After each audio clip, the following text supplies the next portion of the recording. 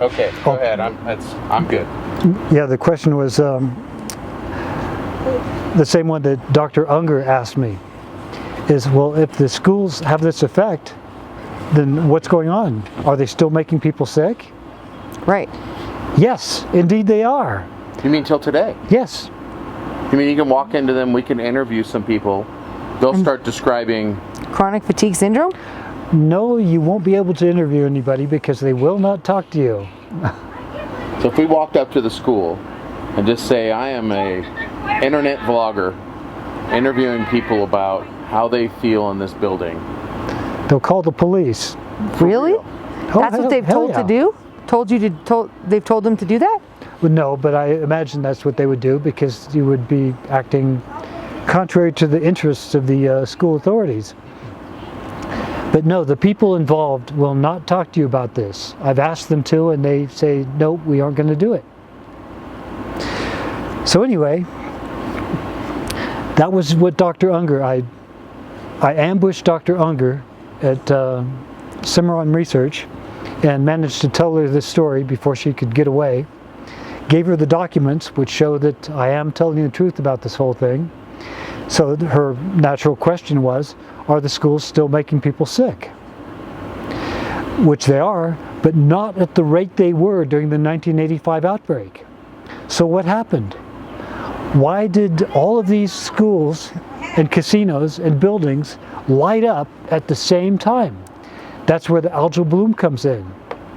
We had a biotoxin incident, a eutrophication, an amplification of microbial growth all around the Lake Tahoe Basin. That's strange. Was it that year, was there a different temperature change up here? Maybe like the El Nino effect, you know how they always talk about that. Yeah, what caused the algae? I wonder what it caused, because algae would grow in a warmer environment. It was a particularly warm year, yes.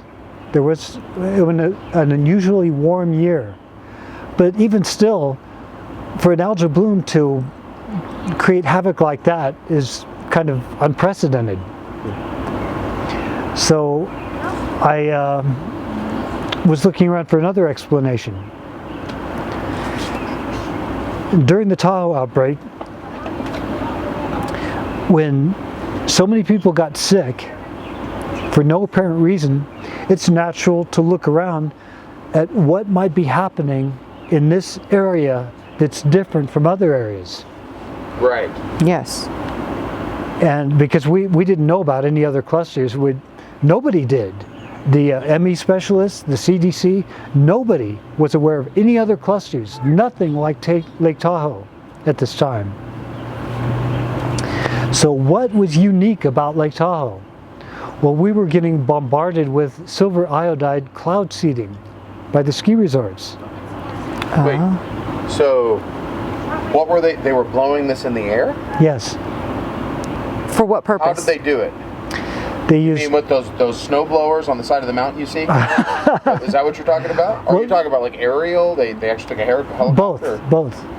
They had mountaintop silver iodide cloud seeding equipment, which disperses silver iodide ultrafine particles right into the atmosphere, into the upward moving air that's driven up against the mountains. Understood. I know. So the orographic lift will carry the particles up thousands of feet into the base of the clouds and cause them to form a locus of condensation. The heavy particles cause all the moisture to condense, and it will steal the moisture right out of the air. And hopefully create rain/snow. Right, if they do this when it's cold enough, and they know when it's cold enough to do it because silver iodide is expensive, they can capture the moisture, turn it into snow, and that translates into big bucks for ski areas. Oh. So what if they used a less expensive particle instead of silver to create the very same Not heavy effect? enough. Doesn't have the same agglomeration. Doesn't have the same surface energy that Nano silver would. Right. It has to be a heavy particle. Now, from what I remember this from just studying health, that silver is like a natural antibiotic. It kills things off. It does. It kills like everything off it touches. Yes, and we were thinking, my God, they're drenching us with poison. If it kills bacteria, it can't be good for us. Okay. What is this doing to the environment? Couldn't this result in some kind of environmental microbial alteration? Yeah. What if it kills off, bacteria?